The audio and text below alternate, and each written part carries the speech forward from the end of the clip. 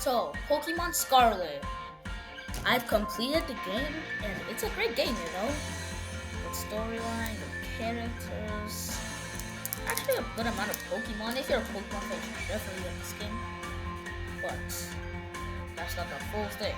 I'm here to answer the question: is it worth it to get Pokemon Scarlet 2025? Let's hop into the first section. So in this review, I'm not gonna be talking about like any spoilers of the story. I'm only gonna be talking about the things that like on the Pokemon Scarlet website and Violet. I played Pokemon Scarlet, but not Violet yet. I'm not supposed to say anything. So, Pokemon can terrorize, which basically means they could get a totally new like type. Like, let's say you terrorize Eevee.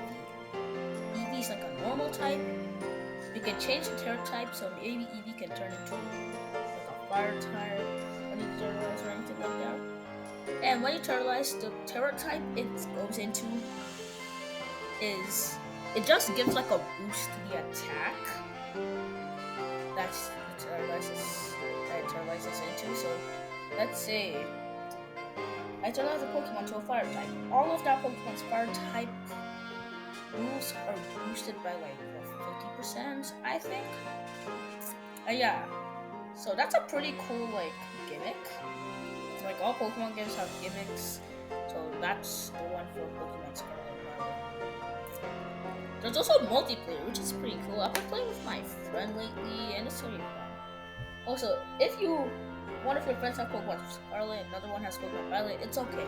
Pokemon Scarlet and Violet, you can join each other's world. It's not like you can only join Pokemon Scarlet worlds. So, and you can also there are also these things called like terror raid battles where you and bots or you and your friends face like a giant like a Pokemon that's terrorized. It's a totally random Pokemon. And once you're done doing that, once you're done with the raid, you can capture the Pokemon. And that's a really cool like animation when you capture it. I might like put the animation on screen because like it's probably one of the coolest animations that I've seen. And yeah, the story is pretty cool. I'm not gonna spoil the story because it's gonna be very annoying if I just spoil the story, you know. So that's the first part. Now let's get into the DLC. So there's DLC, which is kind of cool. So there are two: the Hidden Treasures of Area Zero. Like, I'm pretty sure the second one is the Hidden Treasures of Area Zero. The first one is the Teal Mask. And I've not gotten the TLC yet, but I might get it, but I'm not sure yet. But from what I know, or from the website, you basically go on a field trip to like Kitakami, and it adds a bunch of new Pokemon, especially honorable mention to Charizard, Charmander, and Charmeleon, because those are my favorite Pokemon. And yeah, you basically have to do a bunch of stuff to uncover like secrets that nobody's known about the place. And the hidden treasures of Area Zero. I'm pretty sure it's about like a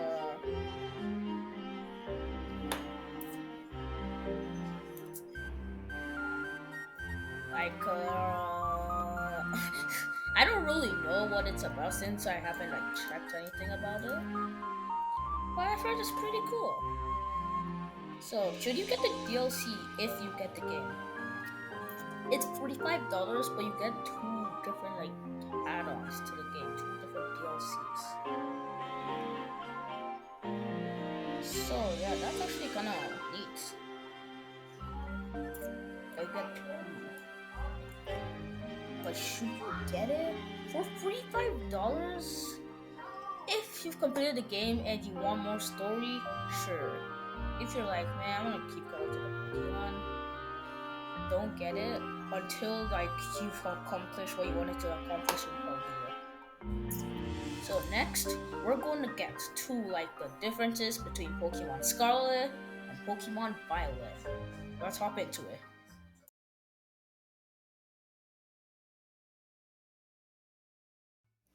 So, Pokemon Scarlet and Violet are like two different games. Like, I want to say they're different because they're like kind of related. So, one game has Koraidon, which is Pokemon Scarlet. Another game has Miraidon, which is Pokemon Violet. I'm Pokemon Scarlet, so I got Koraidon. Koraidon's pretty cool. Not gonna spoil anything about what he can do and like the lore, how you battle him or anything. But yeah, pretty cool. Pokemon Violet, you get Miraidon, and like totally different from Koraidon. It has like the same body and stuff. It's basically like an electric e-bike. But which one has like the better like attacks and moveset?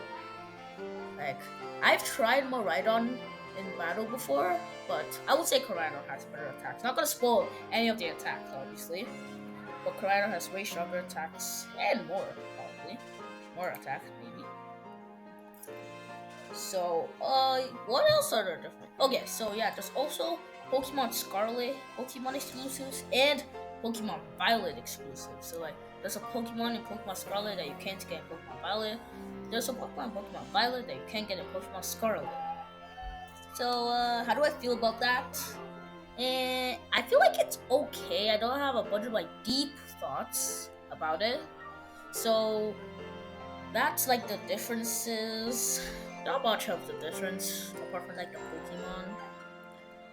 And like some of the lore is different, but it's mostly the same. So let's hop into if you should actually like buy the game. Now let's get into it.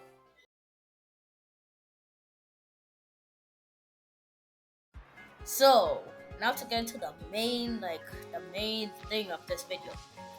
Should you get Pokemon Scarlet or Violet? I mean, they cost the same, so you're not really losing anything. Unless, like, if you like Koraidon more and you like Pokemon, go for Pokemon Scarlet. If you like Miraidon more and like Pokemon, go to Pokemon Violet. That's what I meant to say. Yeah. So, like, should you buy like any of the games at all? If you like Pokemon, definitely get one of them. If you're new to Pokemon and you wanna like get into like the kind of like the story and what it's about, you should also probably get Pokemon Scarlet or Violet. Now, if you're new, should you get Pokemon Scarlet or Violet? I tried Pokemon Violet a bit. I borrowed it from my friend. I own Pokemon Scarlet. So should you? So like, which one should you get? I would say if you're new to Pokemon,